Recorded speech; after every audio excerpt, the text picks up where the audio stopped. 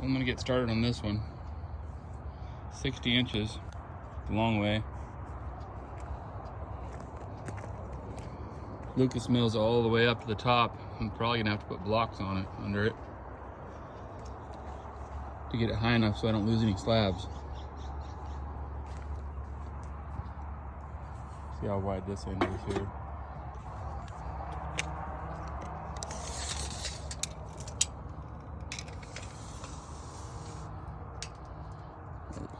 $57, 56 inches.